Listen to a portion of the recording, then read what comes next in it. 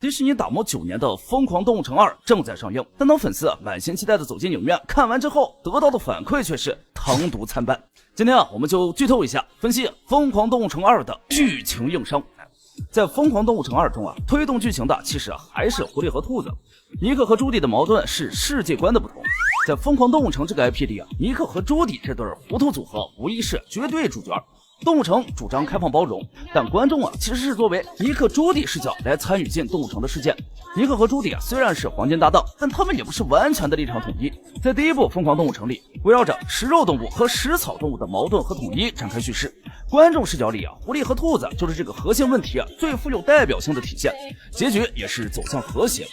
狐狸和兔子成为了拯救动物城的英雄，食肉食草动物的矛盾也安然解决。第二部里尼克因为童年的创伤和少年时混迹江湖的经验，让其成为不折不扣的现实主义者。朱迪则被塑造成脸谱化的理想主义者，完全失去了第一部中的灵性。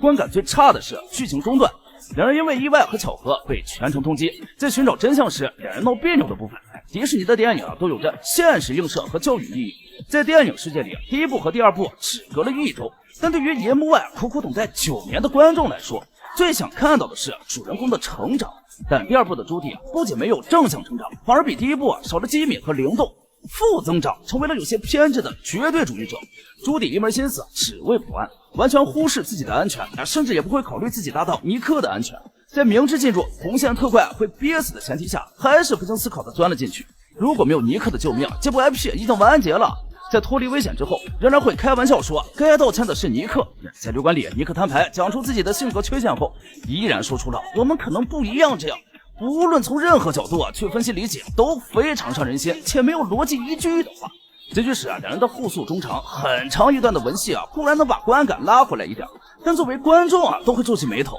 那作为剧情里真实存在并面对的尼克，在听到那些话时，是否也会怀疑眼前的朱迪是否还是1周前那个正义又聪明的兔子警官？观众从不会讨厌主角闹矛盾然后再和好的剧情，这样的公式是最对胃口也最能体现角色人物弧光的。但《疯狂动物城2》却用这样既折磨剧中人又恶心剧外观众的方式来强行制造矛盾。编剧并没有认真的去打磨剧情和细腻的刻画人物性格，为了醋而包的饺子，却忘了饺子的主要任务是填饱肚子。对朱迪性格的颠覆是最大的槽点，而包括尼克在内的其余角色也完全没有做到该有的铺垫和曝光。第二部里的尼克仿佛完全成了朱迪的附庸，更多担任喜剧角色和刻意的矛盾制造。但尼克对朱迪的宠溺和顺从是败笔也是妙招。尼克的奉献让朱迪可以无忧无虑的追查想要的真相。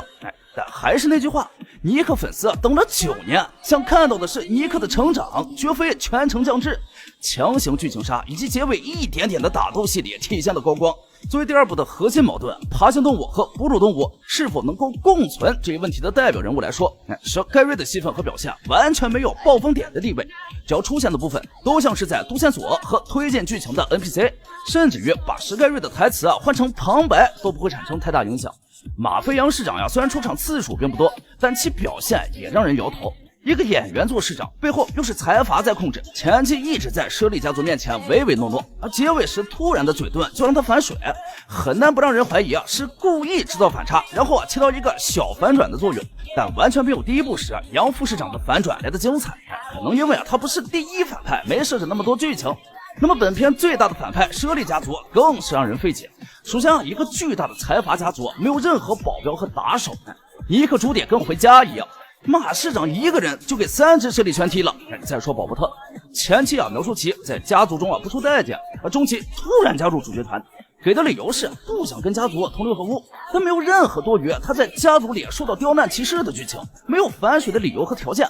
仔细思考一下都会猜到他是隐藏的 BOSS， 但隐藏的 BOSS 也就他一个了。比起第一部《疯狂动物城》的横空出世时隔9年推出的第二部只能说是平庸。拿着第一部留下的世界观和糊涂 CP 的主题，强行讲了一个节奏过快、难以代入、剧情上四面漏风的故事。如果这是一个不那么出名的公司没有前作给人留下的期待，那么这是一部不错的作品。但在动物城这个世界里这就是一部刚刚及格的制作9年的赶工之作。